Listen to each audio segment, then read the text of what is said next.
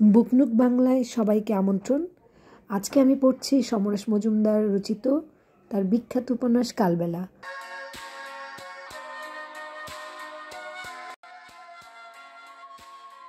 দাদু তো সেদিন গয়া থেকে ওর কাছে ঘুরে এসেছেন। চিঠিতেও কিছু লেখেননি। কিছুদিন হলো ওর কানে একটা ঘা মতো হয়েছিল। কানের ভেতরে না, লতিতে। কিছুতেই সারছিল না বলে ডক্টর সেনের কাছে যায়। তিনি সাসপেক্ট করেছে অনিমেষের দিকে তাকালেন রামদা। তারপর মুখ ফিরিয়ে নিয়ে একটু ভাবলেন। অনিমেষ বুঝলো যে রামদা কোনো অপ্রিয় সত্য কথা বলতে দ্বিধা করছে। সে একটা হাত বাড়িয়ে রামদার হাত রাখল। বলুন, আমি এখন আর বালক নই। ডক্টর সেন এটাকে এক ধরনের লেপ্রোসি বলে সন্দেহ করছে। কিন্তু শোনো, আপসেট হয়েও না, এটা জাস্ট সন্দেহ। তোমার দাদুকে উনি যেসব পরীক্ষা করাতে বলেছিলেন তার একটাও করতে চাননি। সামান্য কয়েকটা টেস্টে এটা ধরা পড়ে যাবে। আজকাল আর প্রচুর ওষুধ আছে, কোনো সমস্যা নয়। আমার কাছে উনি এসেছিলেন কয়েকটা ওষুধ কিনতে আর ইঞ্জেকশন নিতে। ওকে অনেক বোঝাতে চাইলাম, কিছুতেই শুনলেন না। বললাম, ডক্টর সেন ভুল করতে পারেন, আপনি আরেকজনকে দিয়ে যাচাই করান, কিন্তু টেস্ট করান, skin test. But he is totally a changed man. তুমি যখন এসে পড়েছো ওকে ভালো করে বোঝাও। অনিমেষের মাথায় আর কিছু ঢুকছিল না। দাদুর কুষ্ঠ হয়েছে? থেকে থেকে শরীরে একটা কাঁপুনি আসছিল। কাউন্টারের উপর দু হাতে ভর রেখে নিজেকে সামনে নিল সে। তারপর খুব নিচু গলায় বলল, কিন্তু রামদা, ব্যাপারটা কি ঠিক? রামদা দ্রুত হাত নাড়লেন। এটা একটা অনুমান মাত্র। অনেক সময় শুধু ভিটামিনের অভাবে শরীরে ঘা শুকোতে চায় না। ডায়াবেটিস থাকলেও হতে পারে। ব্যাপারটা আসলে কি তা পরীক্ষা না করলে বোঝা যাবে। কিন্তু তার আগেই তিনি সিদ্ধান্ত নিয়ে ফেলেছেন। শুনেছি আজকাল বাড়ি থেকে বের হচ্ছে না। তুমি ওকে বোঝাও। রামদার দোকান থেকে বেরিয়ে একটা রিক্সা নেবে কিনা ভাবলো অনিমেষ। খবরটা শোনা মাত্র শরীর কেমন অবসন্ন হয়ে গেছে। দাদুর যদি সত্যি কুষ্ঠ হয়ে থাকে তাহলে কোনো হিসাব মিলাতে পারছিল না অনিমেষ। সে দ্রুত হাঁটা শুরু করলো নিজেকে শক্ত করতে। রূপশ্রী সিনেমার সামনে দিয়ে থানার পাশ ঘুরে করলা নদীর ধারে হনহন করে হেঁটে আসার পথে একটাও চেনা মুখ পড়ল না। অনিমেষ এই মুহূর্তে পরিচিত কাউকে দেখতেও চাইছিল না। কারো সঙ্গে কোনো খেজুরের কথা বলার মতো মেজাজও নেই। বাড়িটাকে রং করা হয়েছিল অনেক দিন আগে, কিন্তু এখনও বেশ ঝকঝকে দেখাচ্ছে। সরু গলি দিয়ে হেঁটে এসে বাড়ির সামনে গেটটা হাত রাখল অনিমেষ। কোথাও কোনো শব্দ নেই। ঝিম মেরে আছে চারধার। এখন দুপুর। বাইরে সব দরজা জানালা বন্ধ। গেটের সামনে দাঁড়িয়ে মনে হয় অত বড় এলাকা জুড়ে তৈরি বাগান। বাড়িতে কোনো মানুষ নেই। সামনের অংশ আগে ভাড়াটিয়া থাকতো, এখন সেগুলো যে ফাঁকা তা বুঝতে অসুবিধা হয় না। অনিমেষ ভিতরে ঢুকে দরজা শব্দ করল। বেশ কিছুক্ষণ সাড়া নেই। তারপর একটা সরু কণ্ঠস্বর শুনতে পেল। কে এলো আবার? ও হেম, দেখ না একবার। অনেক কষ্টে বোঝা যায় গলা শরীর শেখরের। অনিমেষের মেরুদণ্ডে কেউ যেন বরফ ঘষে দিল। এ কি গলা হয়েছে ওর! শ্লেষ্মা জড়ানো অথচ ভাঙা কাশির মতো বিরক্তি মাখানো এরকম সরু স্বর শরীর শেখরের কণ্ঠস্বর থেকে বেরোবে চিন্তাও করা যায় না। পিসিমার গলা শুনল অনিমেষ। আপনি দেখুন না, আমার সময় নেই। কেন, কি রাজকার্য করছো তুমি? আমার পিণ্ডি চটকাচ্ছি। এগুলো না রাঁধলে গিলবেন কি? যে রাঁধে সে কি চুল বাঁধে না? রান্না শেখাচ্ছ আমাকে? সকাল থেকে রাত পর্যন্ত আপনার চাকরানি হয়ে জীবনটা গেল আমার। কেন, ওখান থেকে একটু উঠে গিয়ে দেখতে পাচ্ছেন না? অনিমেষ চুপচাপ সংলাপগুলো শুনছিল। দাদু এবং পিসিমার সম্পর্ক প্রায় আগের মতো থাকলেও মনে হচ্ছে কোথাও যেন সুর কেটে গেছে। অনিমেষ আর একবার দরজায় টোকা দিল। গনগনে আঁচের মতো মেজাজে গিয়ে এসে বোঝা গেল দুবদাব পায়ের আওয়াজ হচ্ছে।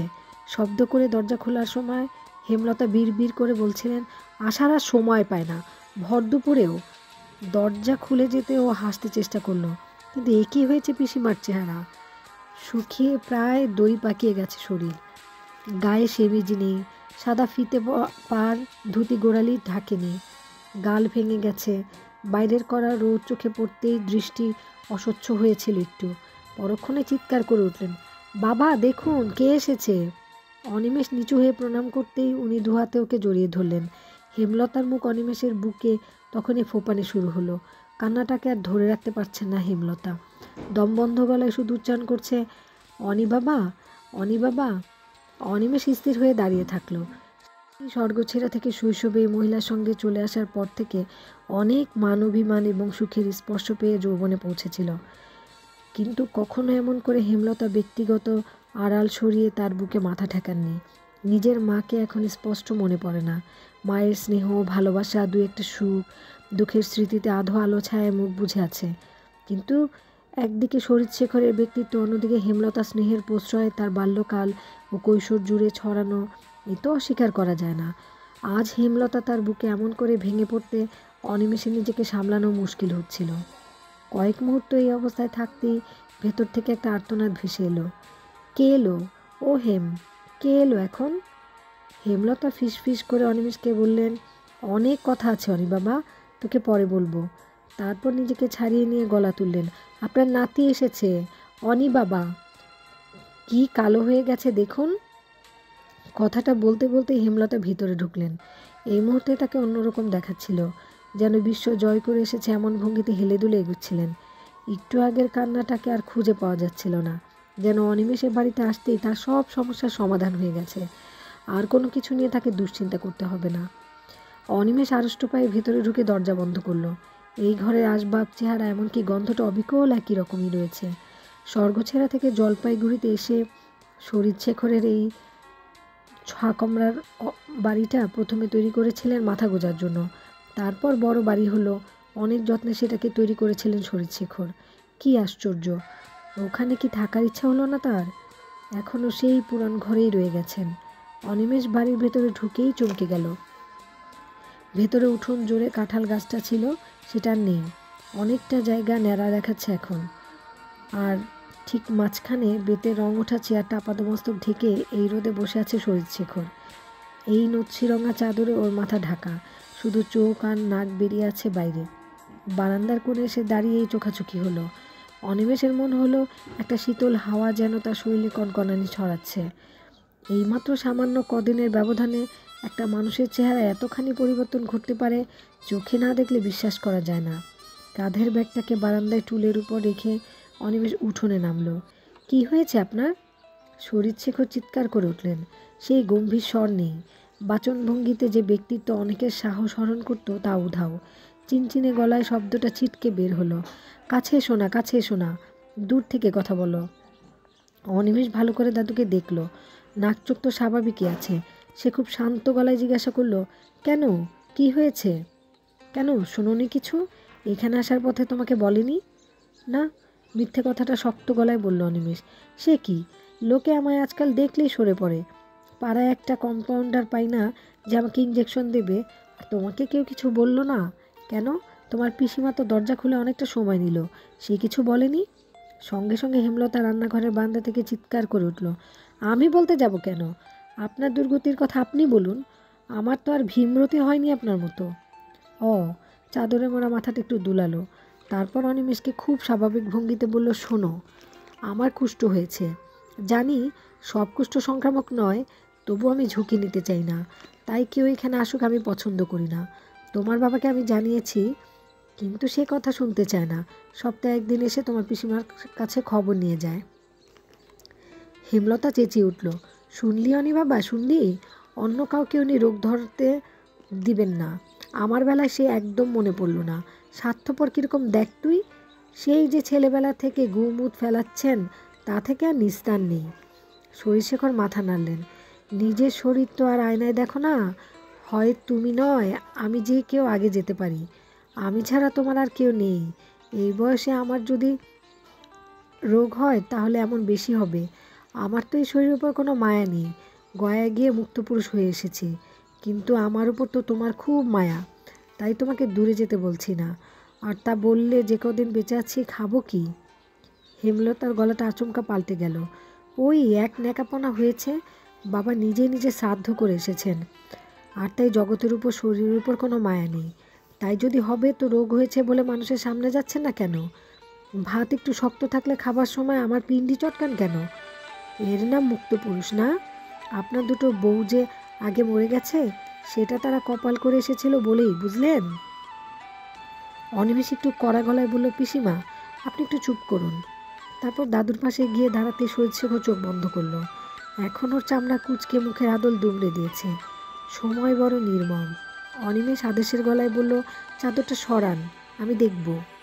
কুষ্ঠ কুষ্ঠ, অনেক পাপ করেছি সারা জীবন, তার ফল। চাদর সরাবার চেষ্টা না করে শরীরশেখর বিড়বিড় করল, আপনি অশিক্ষিতর মতো কথা বলছেন। সামান্য কদিন আগেও আমি এরকম কথা বলতেন না। চাদর সরান। শরীরশেখর বুঝলেন আর প্রতিরোধ করে লাভ নেই। একান্ত অনিচ্ছায় তিনি মাথা থেকে চাদর সরালেন। সাদা কদম ফুল দেখল অনিমেষ। আধ ইঞ্চি খোঁচা পাকা চুলে ছাওয়া মাথাটা অদ্ভুত দেখাচ্ছে। শরীরশেখরকে চেনা যেত না আচমকা দেখলে। অনিমেষ সতর্ক চোখে শরীরশেখরের কানের দিকে তাকালো। বাঁকানটা সামান্য ঝুলছে, লতির পিছন দিক দিয়ে ঘা হয়েছে বেশ। বোধহয় কানের ভাঁজ থেকে চটচটে রস ঝরানো ক্ষতি হচ্ছে। একটা লালচে ওষুধ বোধহয় লাগানো হয়েছে সকালে। অন্য কানটা একদম স্বাভাবিক, কানের লতিতে নাকের পাটায় লালচে ভাব আর ফোলা নেই। গলা, কপালের ওপারের চামড়া বয়সের জন্য যতটুকু বিধ্বস্ত, অতিরিক্ত কিছু দেখা যাচ্ছে না। অনিমেষ এই অল্প বয়সে অনেক কুষ্ঠরোগী দেখেছে। জীবনে প্রথমবার সেই তিস্তার ওপারে নৌকায় বসে শুরু করে কংগ্রেসের হয়ে বন্যা সাহায্য দেওয়ার সময় পর্যন্ত ওদের কাছ থেকে লক্ষ্য করেছে। আজ সেই সামান্য অভিজ্ঞতা নিয়ে বুঝতে পারল রোগটা কুষ্ঠ নয়। কিন্তু ডাক্তারের সন্দেহ, দাদুর এই আচরণ শুধু অনুমানের উপর, তা কী করে হয়? অনিমেষ জিজ্ঞাসা করল, আপনার রক্তে চিনি আছে? চিনি? Blood sugar? জানি না, থাকলেও থাকতে পারে। পরীক্ষা করিয়ে দেখবেন। পয়সা নষ্ট করে লাভ কি? যদি রোগটা সেই কারণে বেড়ে থাকে তাহলে স্বস্তি পাবেন, ঠিক চিকিৎসা হবে। লাভ কি মানে? এই শরীরটা নিয়ে আমি এক ফোঁটা চিন্তা করি না, কিন্তু অন্য লোককে বিব্রত করছেন। বিব্রত না হলেই হয়। আপনি কানের কাছে ওই রোগ হয়েছে বলে চেঁচাবেন, আর লোকে তা শুনবে না। ইঞ্জেকশন নিতে গিয়েছিলেন? কে বলল? একটু আগে আপনিই তো কম্পাউন্ডের কথা বললেন। ও হ্যাঁ, ডাক্তার সেন অনুমান করেছিলেন যদি হয় তাহলে ল্যাপ্রোসির প্রাথমিক ওষুধপত্র এবং ইঞ্জেকশন লিখে দিতে বলেছিলাম। ব্যাস, নিজে নিশ্চিন্ত না হয়ে সেগুলো ব্যবহার করতে লাগলেন। দাদু, আপনি তো এরকম অবৈজ্ঞানিক চিন্তা কখনো করতেন না। হঠাৎ শরীরশেখরের দুহাতে মুখ ঢাকলেন। কিছুক্ষণ তার শরীরটা নিশ্চয়ই হয়ে রইল। জলপাইগুড়িতে ভর দুপুরে কড়া রোদেও হাওয়া বয়। সেই হাওয়ায় দাঁড়িয়ে অনিমেষ নতুন চোখে দাদুকে দেখল। এই সেই শরীরশেখর যিনি তার সামনে এতকাল বিশাল বৃক্ষের মতো মাথা উঁচু করেছিল। এখন তাকে এই অবস্থায় দেখতে কিছুতেই মন চায় না। অনিমেষ বুকের গভীর থেকে ডাকল, দাদু। শরীরশেখর খানিক বাদে মুখ তুললেন। একবার সতর্ক চোখে চারপাশ তাকিয়ে নিলেন। হেমলতাকে ধারে কাছে দেখতে না পেয়ে বললেন, বারান্দা থেকে টুলটা নিয়ে আসো। অনিমেষ সামনে এসে বসলে শরীরশেখর কিছুটা সামলে নিলেন। আমি আর পারছি না, এইভাবে বেঁচে থাকতে আমি পারবো না। অনিমেষ নড়ে উঠল। কি হয়েছে আমাকে বলুন। শরীরশেখর একটা কালো পাথরের মূর্তির মতো বসেছিলেন, শুধু ঠোঁট দুটো নড়ছিল। সারা জীবনে আমি কিছু পাইনি। দুবার বিয়ে করেছিলাম, কিন্তু ভাগ্য সইল না। বড় মেয়েটা সেই বাল্যকালে বিধবা হয়ে ঘাড়ে চাপলো। বড় ছেলে দুষ্ট গ্রহের মতো সারা জীবন আমার চারপাশে ঘুরছে আর আমাকে কুড়ে কুড়ে খাচ্ছে। আমার বাবা আমাকে টাকা দেয়, কিন্তু আমি বুঝি সে বাধ্য হয়েই দেয়, কারণ তার মনে নরম ভাব আমার সম্পর্কে আছে। কিন্তু আমার সমস্যা নিয়ে সে মাথা ঘামাতে চায় না। তার ভাইদের ব্যাপারে যে নাক গলাতে চায় না। ছোট জনের সম্পর্কে আমি কিছু ভাবি না। শুনেছি সে এখন মস্কোতে আছে। শরীরশেখর একটানা কথা বলে দম নিলেন, থামলেন। অনিমেষ সোজা হয়ে বসল। ছোট কাকা প্রিয়তোষ এখন মস্কোতে? কথাটা সে জানতো না। কমিউনিজম শব্দটা যার জন্য সে প্রথম শুনেছিল, তিনি নাকি পরবর্তীকালে সম্পূর্ণ বিপরীত পথে হেঁটেছেন, এরকম কথা কানে এসেছিল। এতদিন কলকাতায় থেকেও ছোট কাকাকে সে দেখেনি। মাঝে মাঝে মনে হয়েছে খোঁজ খবর নেয়, কিন্তু তেমন উৎসাহ পায়নি। আবার এও শুনেছিল ছোট কাকা দিল্লিতে আছে। এখন দাদুর মুখে ছোট কাকা রাশিয়া থাকার খবর পেয়ে সব হিসেব গুলিয়ে গেল। শরীরশেখর বললেন, প্রিয় ইজ ডেড টু মি। যে ছেলে ওই অবস্থায় গিয়ে নিজের বাবাকে স্মরণ করে না, তার কোনো অস্তিত্ব আমি স্বীকার করি না। ছোট মেয়েকে বিয়ে দিয়েছিলাম, কিন্তু সারা জীবন সে শুধু অসম্মানের কারণ হয়ে থাকলো। তোমার মাকে নিয়ে এসেছিলাম নিজে পছন্দ করে, সেও চলে গেল। সারা জীবন আদর্শ নিয়ে কঠোর মানুষ হয়ে কাটিয়ে এইসব জুটলো। ধর্মকর্ম কোনো দিন মানতে পারিনি। শান্তির জন্য যেখানে যাওয়া কাপুরুষতা বলে ভাবতাম, কিন্তু গত কয়েক বছরে আমি শেষ হয়ে গেছি। তোমার বাবা যে টাকাটা দেয় তাতে চলে না। এর কাছে ওর কাছে হাত পাতি। নিজেকে কেমন যেন ভিখারির মতো মনে হয়। রাস্তায় হাঁটতে গিয়ে শুনতে পাই কেউ অবাক হয়ে বলছে, এই বুড়োটা এখনও বেঁচে আছে। এতদিন যেভাবে কাটিয়ে এসেছি, এখন সেটা তাড়া করে বেড়ায় আমাকে। কেচের মতো থাকতে ইচ্ছে করে না একদম। আমার মেয়ের জন্য ভেঙে যাচ্ছে বুঝি। তোমার জ্যাঠা যখন এসে জুড়ে বসেন, তখন আমি প্রতিবাদ করতে পারি না। ভাবলাম নিজের শ্রাদ্ধ করলে শরীরের প্রতি জগতের প্রতি মায়া থাকবে না। ভুল, সব ভুল। অনিমেষ, আত্মহত্যা করতে পারবো না, কিন্তু দীর্ঘ জীবন বেঁচে থাকার মতো পাপ আর কিছু নেই। অনিমেষ এতক্ষণ শক্ত হয়ে গেছে, অজান্তেই নিজের ঠোঁট কামড়াচ্ছিল সে। দাদুর মুখের দিকে তাকিয়ে বলল, কুষ্ঠরোগ একটা বাহানা? ঘাড় নাড়লেন শরীরশেখর। কাজ হয়েছে খুব। যেই শোনে আমার কুষ্ঠ হয়েছে, সঙ্গে সঙ্গে দুদ্দার করে পালিয়ে যায়। তোমার জ্যাঠামশাই আর কাছে ঘেঁষছে না, ছোট পিসি আসবে না যতদিন বেঁচে আছি। শুধু তোমার বাবা মনে হয় কথাটা আধা বিশ্বাস করেছে। প্রতি সপ্তাহে আসে, আমার আপত্তি বলে কাছে আসে না। শহরের লোকজন প্রায় একঘরে করে দিয়েছে আমাকে। যতই আধুনিক হোক, মানুষ যখন কল্পনা করে নিজের শরীরে মাংস খুশে খুশে পড়ছে, তখন আধুনিকতা ফুস করে উধাও হয়ে যায়। আমাকে এখন কেউ বিরক্ত করে না। আমার যা কিছু অভাব, তাই নিয়ে একা একা চুপচাপ বসে থাকি। শুধু তোমার পিসিমাকে ঠকাতে আমার খারাপ লাগছে। মেয়েটা আমার যাই হোক, আমাকে ছেড়ে যাবে না। কুষ্ঠ বলে সে আমলই দেয় না। অনিমেষ অবাক হয়ে গেল। এইভাবে কোনো মানুষ নিজেকে বিচ্ছিন্ন করে কখনো? কেন? এই সময় হেমলতা বড় বড় করে বারান্দায় চলে এলেন। একদম ভুলে গেছি। হ্যাঁ রে, তুই খেয়ে এসেছিস? কেন বলুন তো, নাহলে আবার রান্না শুরু করি। শুধু সেদ্ধ ভাত ছাড়া আমরা কিছু খাই না। গোয়ালাটা যা বাজার করে দেয়। একটা বেজে গিয়েছিল, খেয়াল আছে? এখন অনেক বেলা হয়ে গেছে। অনিমেষের ভেবে নিতে একটু সময় লাগলো না। পিসিমা যদি রান্না শুরু করে, তাহলে ওর নিজের খেতে হয়তো সন্ধে হবে। সে স্বচ্ছন্দে বলল, আমি শুধু স্নান করব, আসার সময় খেয়ে এসেছি। ঠিক বলছিস তো অনি বাবা? অনিমেষ হাসলো। ঠিক বলছি, আপনি চিন্তা করবেন না। বেশ, তাহলে স্নান করে একটু বাতাসা দিয়ে জল খাস। স্নানটা করে নে বরং। গল্প করতে করতে বাবার আর খেয়াল নেই। আসুন, খাবেন। অনিমেষ চমকে উঠল। এখনও খাওয়া হয়নি?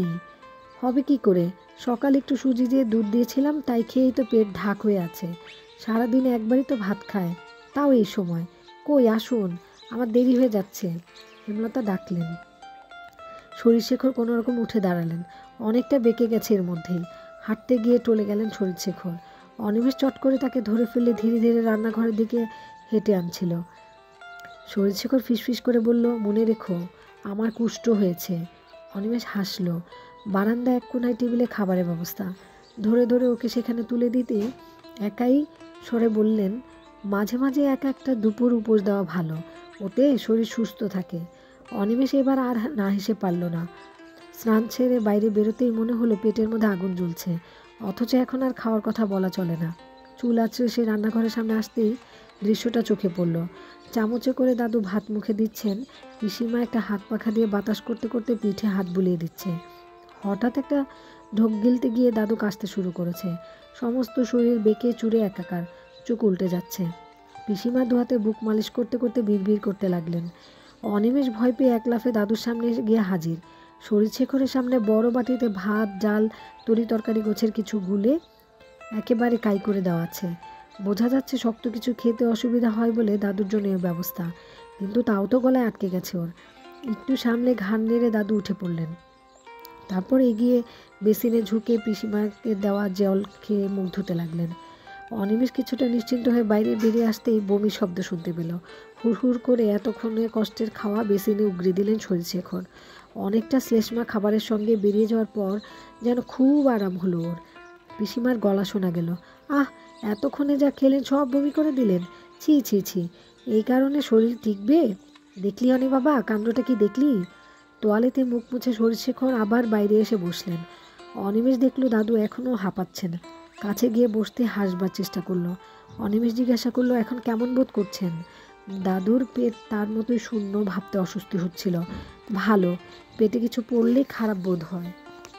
একটা প্লেটে বাতাসা আর জল নিয়ে পিসিমা সামনে দাঁড়াতে অনিমেষ খেয়ে নিল। অত্যন্ত সামান্য, কিন্তু খেয়ে নিতেই খিদেটা বোধহয় চাপা পড়ে গেল। পিসিমা জিজ্ঞাসা করলো, কদিন ছুটি তোর? পুজোর কটা দিন থাকবো? পুজো তো 2 দিন বাকি, তাই এখানে থাকবি না স্বর্গ ছেড়ে যাবি? আজ একটু এখানে ওখানে ঘুরে আসি। সেই ভালো, আমি আজকাল মাছ ডিম রাঁধতে পারি না। এরকম নিরামিষ ঘ্যাট তোর একদম ভালো লাগবে না। পিসিমা চলে যেতে দাদু বলল, মানুষ সবসময় প্রিয়জনকে আঁকড়ে ধরতে চায়, কিন্তু একা একা থাকতে থাকতে একটা সময় আসে, তখন অন্য লোকের ছায়াও সহ্য হয় না। অনিমেষ বুঝতে পারল, পিসিমা দাদুর এখনকার যে জীবন, তা তাদের সুবিধা অসুবিধা নিয়ে নিজেদের মতো তৈরি করা। সেখানে একদিনের জন্য এসে দাঁড়ালো, সেই নিয়মটা ওদের পাল্টাতে হবে। আর তারপর যখন আবার ওরা একা হয়ে যাবে তখন এই পাল্টানোর নিয়মটা কথা ভেবে ওরা কষ্ট পাবে। তার চেয়ে স্বর্গ ছেড়ে চলে যাওয়াই উচিত। অনিমেষ দেখলো দাদু ওর দিকে অদ্ভুত শান্তমুখে চেয়ে আছে। হঠাৎ যেন তার মাথায় একটা চিন্তা ছিটকে এলো। সে বলল, মাঝে মাঝে একটা দুপুর উপোস দেওয়া ভালো, ওতে শরীর সুস্থ থাকে। কথাটা শুনে সরিশেখর চমকে উঠল। তারপরে সরু গলায় হু হু করে হাসতে লাগলো। হেমলতা অনেকদিন পর বাবার গলায় হাসি শুনে ছুটে এসে জিজ্ঞাসা করলো, কী হলো, হঠাৎ হাসছেন যে? হাসি না থামিয়ে ঘাড় নেড়ে সরিশেখর বলল, তুমি বুঝবে না।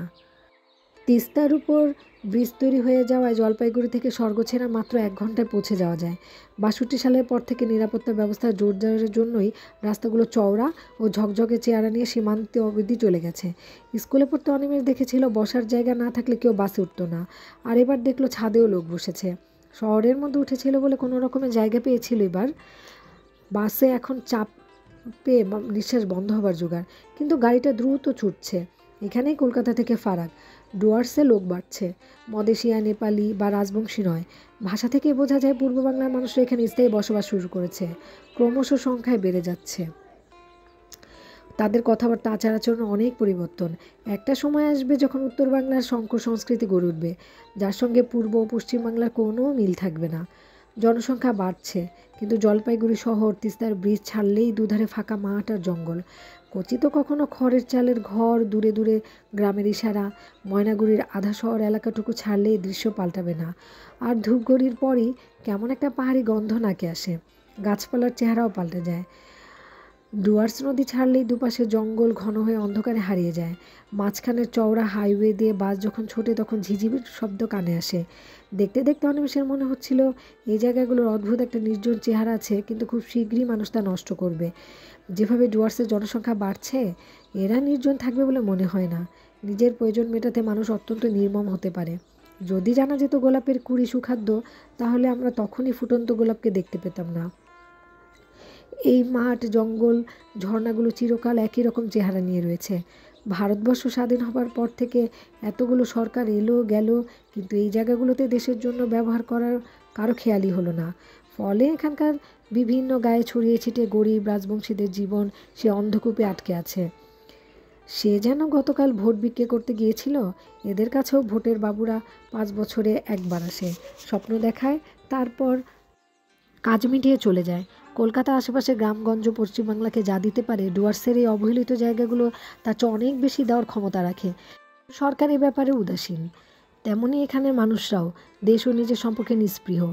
কিন্তু একটা সময় আসবে যখন এই নিঃস্ব মানুষরাও জ্বলে উঠবে, তখনই আস্থা পাল্টাতে পারে। আংরাতাসা নদী পেরিয়ে এসে রাস্তার বাঁকনিতে বুকের ভেতরটা আচমকা হালকা হয়ে গেল। খুব শান্ত একটা আরাম বোধ করছে। তিত্তির করে সমস্ত শরীরে জুড়ে বসলো। অনিমেষ বাদিকের দিগন্ত ছোঁয়ানো চাদরে গাছগুলো দিয়ে তাকালো। এখন বিকেল, শেষ আলোর রঙে এক ধরনের মায়া জড়ানো থাকে। এর খুঁটিমারি জঙ্গলের মাথায় নেমে আসা সূর্যের দিকে তাকালেই মায়াটাকে যেন স্পর্শ করা যায়। স্বর্গছেরা চা বাগানের ফ্যাক্টরির ছাদ চায়ের গাছের মতো মাথায় উঁচু করে দাঁড়িয়ে আছে এই আলো মেখে। রাস্তায় এখন ঘরে ফেরা কুলিল কামিনীদের ভিড়। অনিমেষ ভিড় বাঁচিয়ে কোনোরকম উঠে দাঁড়ালো। বুকের অ্যালবাম থেকে উঠে আসা ছবির মতো কোয়ার্টারগুলো দাঁড়িয়ে, কোথাও সামান্য পরিবর্তন হয়নি। এই বিকেলে মনে হচ্ছে কেমন যেন একটা ঝিমুনি চারুধারে। সামনের ফাঁকা মাঠে চাপা ফুলের গাছ দুটো প্রায় নিষ্পত্র হয়ে দাঁড়িয়েছে। এখন কি আর ছেলেমেয়েরা এই মাঠে খেলে না? রাস্তা থেকে নামতে ওদের বাড়ির সামনে যে পাতাবাহারের গাছগুলো গার্ড অফ অনার দেবার মতো দাঁড়িয়ে থাকতো, তারা অনেক কাল আগেই উধাও। এখন কেমন যেন ন্যাড়া ন্যাড়া লাগছে চারধার। বারান্দায় উঠে দরজা বন্ধ দেখে সে মট পাল্টালো। একটু দূরে বাগানের টিনের দরজা খুলে ভিতরে উঠোনে ঢুকলো। কাউকেই দেখা যাচ্ছে না। এদিকে লিচু গাছগুলো বেশ ঝাঁকড়া হয়ে গেছে। উঠোন পরিষ্কার, তুলসী তলাটা নিকানো। কয়েক পা এগোতেই অনিমেষ থমকে দাঁড়ালো। সেই বুড়ো কাঁঠাল গাছটা, সেই ঝাড়ি কাকুর মুখে শোনা অদেখা ঠাকুরমাদের স্মৃতি জড়ানো রসালো ফলের গাছটাকে না দেখতে পেয়ে বুকের ভিতর কেমন হু হু করে উঠল। তার নিজের শৈশবে ওই গাছ যেন স্বপ্নের মতো ছিল। মাটির তলায় গাছ কাঁঠাল পাকত, তখন সেটাকে খুঁড়ে বের করতে কী মজাই লাগতো। গাছটা যেন তার সঙ্গে লুকোচুরি খেলতো। অনিমেষের মনে হলো এই বাড়ি থেকে তার ভালো লাগার স্মৃতিগুলো একটা একটা করে এভাবেই সরে যাবে। মন খারাপ হয়ে গেল ওর। উঠোন ধরে একটু এগোতেই রান্নাঘরে চোখ পড়ল। দরজা খোলা। একটা বাচ্চা মদেশিয়া ছেলে পা ছড়িয়ে বসে কাঠের টুকরো করছে। একে আগে কখনো দেখেনি অনিমেষ। তাকে দেখতে পেয়ে ছেলেটি বিস্মিত গলায় বলল, মাইজি। ছোট মার গলা ভেসে এলো, কী রে? ছেলেটা বড় বড় চোখ করে তাকিয়ে অনিমেষের দিকে, বোধহয় কী বলবে ঠিক করতে পারছে না। অনিমেষ তাকে সুযোগ দিল না, কণ্ঠস্বর ভারী করে বলল, একটু বাইরে আসুন। কয়েক মিনিট নীরবে চলে গেল। তারপর রান্নাঘরের দরজার আড়ালে ছোট মায়ের শরীরে অর্ধেকটা দেখা গেল। মাথায় ঘোমটা টেনে দেওয়া হয়েছে এর মধ্যেই। গলা থেকে স্বরটা বেরিয়ে পড়েছিল, কে? অনিমেষ হাসতেই মাথা থেকে কাপড় সরিয়ে বারান্দায় এসে দাঁড়ালো ছোট মা। ও মা, তুমি? কি আশ্চর্য, কোত্থেকে এলে? গলা শুনে আমি একদম চিনতেই পারিনি। ওরকম করে কথা বলতে হয়? আমি ভাবলাম কে যেন এমন হুট করে ভেতরে ঢুকে পড়লো। একটানা কথাগুলো বলল ছোট মা। অনিমেষ ছোট মাকে দেখছিল। একটা মানুষের চেহারা এত দ্রুত পাল্টে যেতে পারে? গোলগাল মুখ, শরীরে বেশ ভারী, মাথার সামনের দিকে চুল একটু হালকা দোস্তর মতো গিনি গিনি ভাব। এখন সেই রোগাটে অল্প বয়সী শরীরটা একদম হারিয়ে গেছে। ছোট মা ওর দেখার ধরনে একটু নড়ে চড়ে বলল, কি দেখছ অমন করে? মা, কি ছিলেন, কি হয়েছেন? অনিমেষ হাসল। এই মায়ের সঙ্গে আর কি? তারপরেই গলা পাল্টে বলল, খুব মোটা হয়ে গেছি না? বিশ্রী দেখাচ্ছে? উহু, এতদিনে তোমাকে মা মা দেখাচ্ছে। কথাটা বলার সময় অনিমেষের খেয়াল হলো ছোট মার কোনো ছেলে পেলে হয়নি। যাক, বাঁচা গেল। তাহলে এখন একটা মান্যিগণ্যি করবে, কিন্তু নিজের চেহারাটা কি আয়নায় দেখা হয়েছে? কি ছিঁড়ি হয়েছে? কেন, খুব খারাপ লাগছে দেখতে? রোগা, মাথায় বাবুই পাখির বাসা, মুখে একরাশ জঙ্গল, খেতে পাও না নাকি? এই চেহারা নিয়ে তুমি দেশের কাজ করবে? দেশের কাজ? অনিমেষ চমকে উঠল। এই খবর তোমাকে কে দিল? ছোট মা বলল, বলছি আগে বারান্দায় উঠে আরাম করে বসো, হাত মুখ ধোও। তোমার বাবা বলল, এবার আসবে না তুমি। তুমি আমার মন বলছিল ঠিক আসবে। দেখো কেমন মিলে গেল। হ্যাঁ, দাঁড়িয়ে রইলে কেন? হাত মুখ ধোয়ার পর ভেতরে বারান্দায় বসে মুড়ি মুড়কি দিয়ে চা খেতে খেতে অনিমেষ ছোট মায়ের মুখের দিকে তাকিয়ে সব কথা শুনল। তার কাজকর্মের কথা এখানে পৌঁছে গেছে, এমনকি অ্যারেস্টেড হয়ে থানায় যাবার গল্প। নীলার বাবাই জানিয়েছে এখানে। সে চিঠি পাবার পর থেকে মহিতোষ নাকি খুব গম্ভীর হয়ে গেছেন। ছোট মা বলল, আমার সঙ্গে তো কোনোদিন মন খুলে কথা বলে না। তোমার জন্য উনি খুব ভেঙে পড়েছে, এটা বুঝতে পারছি। তোমার কি পড়াশোনা করার ইচ্ছে নেই? অনিমেষ তখন চিন্তা করছিল, দেবব্রত বাবুর সঙ্গে তার যোগাযোগ নেই অনেক কাল। সে নিজে নীলাদের বাড়িতে যায় না, আর উনিও খোঁজখবর নিতে আসে না। তাহলে এত খবর কোত্থেকে পেলেন উনি? নীলা এখন ইউনিভার্সিটিতে আসা ছেড়ে দিয়েছে। ফাইনাল পরীক্ষায় বসার আগে না এলেও চলবে তার। ওদের সঙ্গে কোনো যোগাযোগ নেই অনিমেষের। তাহলে নিজের অজান্তেই দেবব্রত বাবুদের উপর রেগে গেল অনিমেষ। ছোট মা আবার জিজ্ঞেস করলো, তুমি কি পড়াশোনা করবে না? অনিমেষ বলল, এমএ পরীক্ষা দেব, তোমাদের কোনো চিন্তা নেই। ছোট মা মাথা নাড়ল, তাহলে তোমার বাবা এত ভাবছে কেন? এমএ পাস করলেই তো তুমি বড় চাকরি পেয়ে যাবে, তাই না? নাও পেতে পারি, কেন? এদেশে এমএ পাসের চেয়ে চাকরির সংখ্যা কম, তাই? আমি এসব বুঝি না। তোমাকে বুঝতে কে বলেছে? তারপর বলো, তোমরা সবাই কেমন আছো? প্রশ্নটা করা মাত্রই ছোট মায়ের মুখের আলো নিভে গেল। খুবই বিষণ্ণ গলায় জিজ্ঞাসা করলো, তুমি কি জলপাইগুড়ি হয়ে আসছো? কেন? তোমার দাদুর? ছোট মা ইতস্তত করলো, খুব খারাপ অসুখ হয়েছে, কারো সঙ্গে মিশছেন না। দিদি লোকজনকে ধরে বাজার করায়। তোমার বাবা রবিবারে দেখা করতে যান। তোমার দাদু ওনার সঙ্গেও কথা বলে না। খুব মন ভেঙে গেছে তোমার বাবার। ভেবেছিলেন তোমাকে চিঠিতে জানাবেন। তারপর ঠিক এই সময় বাইরের দরজায় শব্দ হলো। সঙ্গে সঙ্গে ছোট মা উঠে দাঁড়ালো, উনি এসে গেছেন। শোনো, উনি বকাবকি করলে চুপ করে থেকো, মানুষটা খুব অশান্তিতে আছে। দ্বিতীয়বার শব্দটা হতেই ছোট মা দ্রুত ছুটলেন। চা খাওয়া হয়ে গিয়েছিল। অনিমেষ উঠে দাঁড়ালো। মহিতোষের সঙ্গে এবার মুখোমুখি হতে হবে, কোনো রকম আড়ষ্টতা বোধ করছে না সে। ঘরের ভিতরে জুতোর শব্দ, ছোট মায়ের চাপা গলা শুনতে পেল অনিমেষ। মহিতোষের গলা শোনা যাচ্ছে না। মিনিট কয়েক পরে মহিতোষ খালি পায়ে বারান্দায় বেরিয়ে আসতেই অনিমেষ কাছাকাছি হলো। ছেলের দিকে এক পলক তাকিয়ে মহিতোষ জিজ্ঞেস করলো, কখন এলি? মিনিট কুড়ি হবে। এখন তো ট্রেন ছিল না, জলপাইগুড়ি হয়ে এলি? হুঁ। শুনেছিস? হ্যাঁ। আমি গেলে আমার সঙ্গেও দেখা করে না, একমাত্র বর্দি ছাড়া কথা বলার কেউ নেই। প্রথমে চিকিৎসা নিজেই করাতে গিয়েছিলে, এখন তাও ছেড়ে দিয়েছে। আমি কি করব বুঝতে পারছি না। চোখের সামনে আত্মহত্যা করছেন উনি, আমি পাগল হয়ে যাব। মহিতোষ একটা মোড়া ছেড়ে নিয়ে বসলেন। অনিমেষ দুহাত বুকের উপর ভাঁজ করে দরজায় দাঁড়িয়েছিল। ছোট্ট ভাড়ার ঘরে বসে লণ্ঠন জ্বলছে। কিছুক্ষণ চুপচাপ কেটে গেল। স্বর্গছেরায় সন্ধ্যা নেমে গেছে। পাতলা তুলোর মতো আধারে বসে থাকা মহিতোষের দিকে তাকিয়ে অনিমেষের ছটপটানি শুরু হয়ে গেল। ঝড়ে বিধ্বস্ত গাছের মতো দেখাচ্ছে ওকে। ভাবভঙ্গিতে সেই তেজ নেই। কেমন ম্রিয়মাণ হয়ে বসে আছে সামান্য ঝুঁকিয়ে। ছোট মায়ের আশঙ্কা মতো বাবুর চিঠি পেয়ে অনিমেষের উপর ক্ষিপ্ত কোনো প্রকাশ না করা দেখা যাচ্ছে না। বাবাকে এমন ভেঙে পড়তে দেখে অনিমেষের খারাপ লাগছিল। মহিতোষের মধ্যে বেশ রোগা হয়ে গেছে, মাথার চুল প্রায় সাদা। দেখা করেনি নিশ্চয়ই? মহিতোষের বলার ধরনে প্রথমে ঠাউর করতে পারেনি অনিমেষ। কে? তো দাদুর কথা বলছি। ও হ্যাঁ, হয়েছে। অনিমেষ কথা বলতে মহিতোষ ঘুরে ছেলের দিকে তাকালো। অনিমেষ টের পেল ছোটো মাও সঙ্গে সঙ্গে লণ্ঠনটা হাতে নিয়ে ভাড়ার ঘরে দরজায় এসে দাঁড়ালেন। অনিমেষ এক পলক চিন্তা করে সত্য কথা বলবে কিনা। দাদু যে আড়াল করে নিজেকে রেখেছে সেটার কোনো যুক্তি নেই, কিন্তু প্রত্যেকটা মানুষই নিজের মতো করে বেঁচে থাকার অধিকার আছে। দাদু যদি ওভাবে নিজেকে বিচ্ছিন্ন করে শান্তি পান, সঙ্গে সঙ্গে আবার মনে হলো এভাবে কি শান্তি পাওয়া যায়? এও কি একরকম আত্মহত্যা নয়? দাদু অবশ্য তাকে নিষেধ করেছে কারো কাজে ফাঁস করতে না। সে মান্য করার অর্থ হলো দাদুকে আত্মহননে সাহায্য করা। সঙ্গে সঙ্গে এও মনে হলো বাবা যেভাবে ভেঙে পড়েছে, সাহায্য করা অবশ্যই কর্তব্য। মহিতোষ এক দৃষ্টিতে তাকিয়ে আছে। তার মুখের উপর ছোটো মা হাত ধরে লণ্ঠনের আলো কাঁপছে।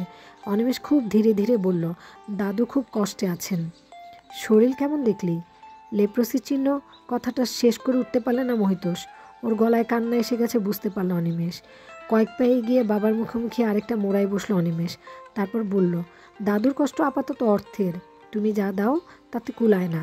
জ্যাঠামশাই ছোট পিসিমা তো আছেনই, আমরাও বোধহয় ওকে শান্তিতে থাকতে দিতে পারি না। জানি না, আমি তো চেলে হিসাব কখনো কর্তব্য ত্রুটি করিনি। তোকে টাকা পাঠিয়ে সাধ্যের মধ্যে যতটা সম্ভব ওকে দিই, কিন্তু প্রয়োজন হলে আমার কাছে চাননি কেন? মুখে ঢুকে ঘা দেখলি? না, কারণ লেপ্রসি হয়নি। অনিমেষের কথা শেষ হতেই মহিতোষ একটা অস্ফুট আর্তনাদ করে উঠল। ছেলের কথাটা যেন বিশ্বাস করতে পারছে না তিনি। চোখ দুটো বড় হয়ে গেছে, মুখ হা। ছোটো মা লণ্ঠনটা মাটিতে নামিয়ে রেখে জিজ্ঞেস করলো, তুমি কি বলছো? এবার অনিমা সমস্ত কথা খুলে বলল। দাদুর বাড়িতে যাওয়ার পর যা যা হয়েছিল সব। ভেবেছিল এসব শুনলে ছোটো মা বাবা অস্থির নিঃশ্বাস ফেলবে, কিন্তু তার বদলে সম্পূর্ণ অন্য ব্যাপার ঘটল। মোহিত শিশুর মতো কাঁদতে আরম্ভ করলো। দুহাতে মুখ ঢেকে ফুপানি সামলাতে পারছিলেন না। ছোটো মা আস্তে আস্তে বারান্দা থেকে নেমে রান্নাঘরে চলে এলেন। বেশ কিছুক্ষণ বাদে মোহিত শান্ত হলো, কিন্তু অনিমেষ বুঝতে পারছিল এতক্ষণ কথা বলার পর মনের অবস্থা তার হয়নি। ব্যাপারটা ঘোরাতে এসে বলল, দেবব্রতবাবুর চিঠি পেয়েছ? কার? অন্যমনস্ক গলায় বলল মহিতেশ। দেবব্রতবাবুর? ও হ্যাঁ, কিন্তু তারপর আর কোনো কথা নেই।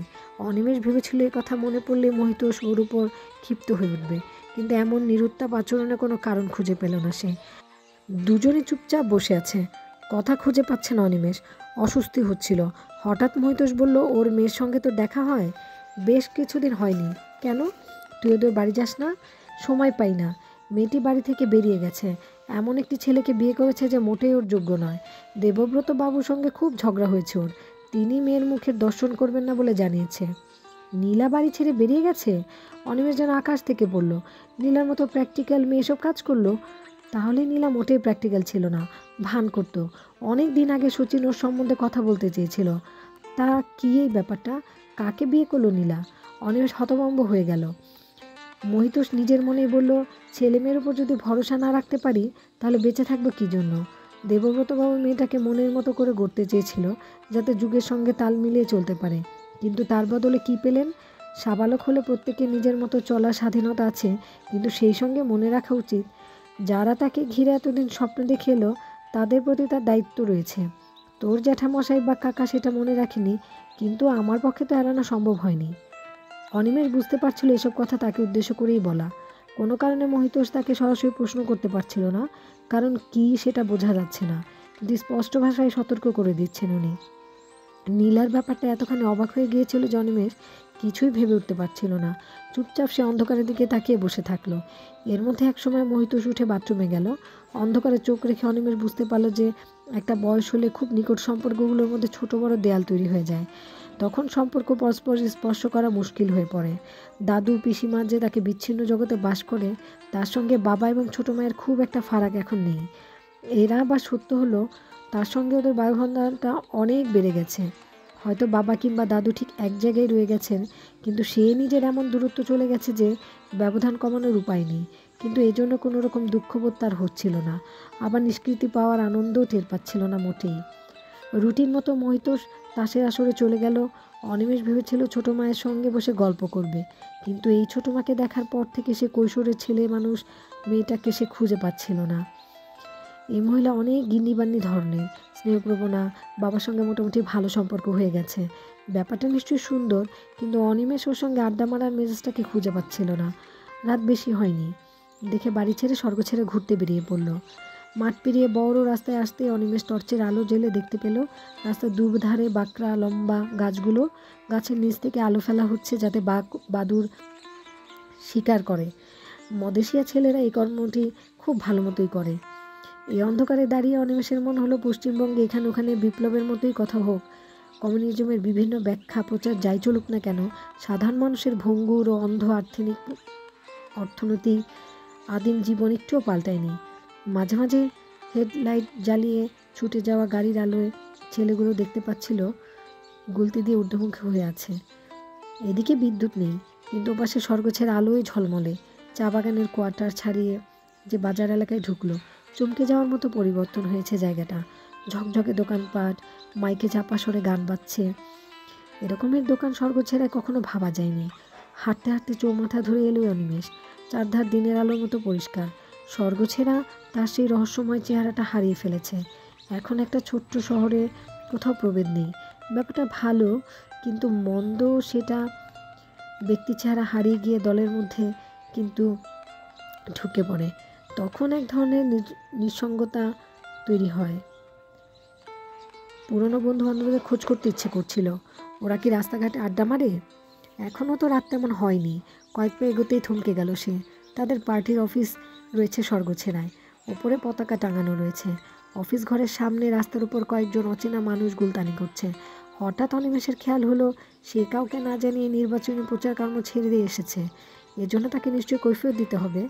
বলা যায় না, পার্টি বিরোধী কাজের জন্য তাকে বহিষ্কার করাও হতে পারে। বহিষ্কার কথাটা মনে আসতে সুভাষদার কথা মনে পড়ল। সে তো ভেতরে ঢোকার অনুমতিই পায়নি, তাই বহিষ্কার হওয়ার যোগ্যতা নেই তার। শুধু দলের হয়ে কাজকর্ম করতে তাকে দেওয়া হবে না।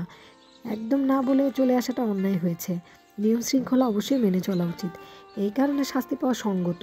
কিন্তু গতকাল রাতে মনে হয়েছিল এই নির্বাচনী প্রচার ব্যাপারটা পুরোটাই ভাওতা।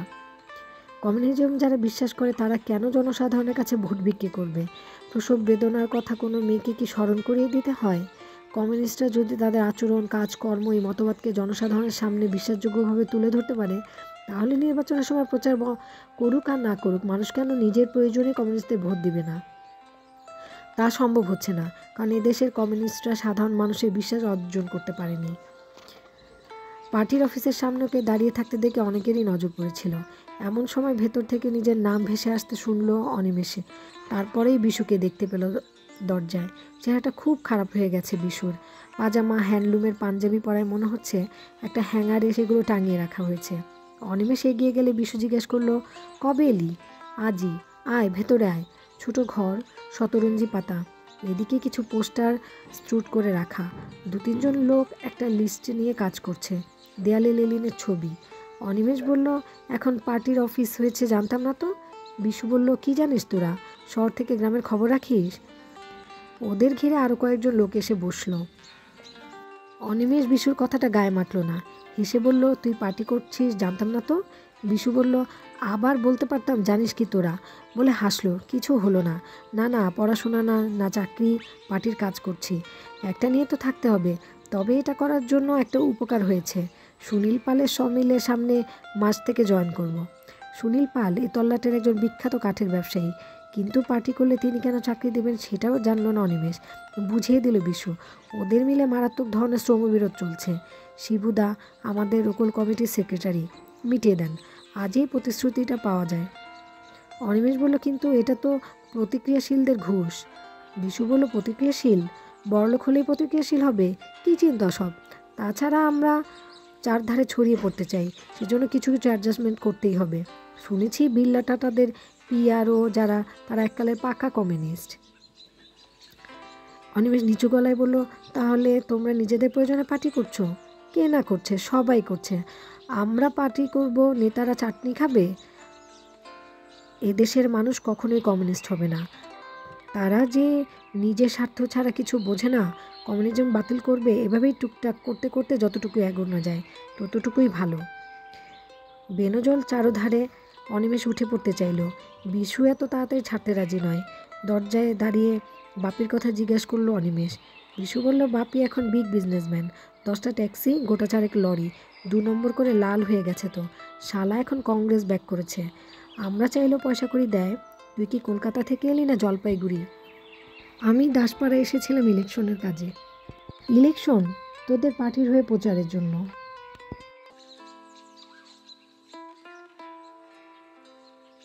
বুকনুট চ্যানেলটির সাথে থেকেও সাবস্ক্রাইব করো। নেক্সট পর্ব শোনার আমন্ত্রণ রইল।